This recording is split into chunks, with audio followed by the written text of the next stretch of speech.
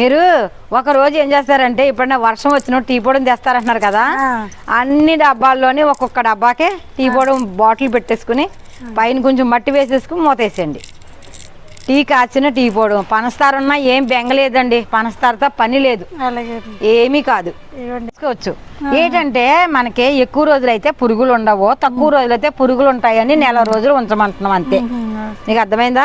ఇది వేసేసుకుని పచ్చిది మనం అందులో వేయటం వలన కూడా మొక్కకి మంచి హెల్తీగా ఉంటుంది. ఇందులోంచి వాటర్ వస్తుందండి, ఆ వాటర్ మొక్కలకి చాలా బలం.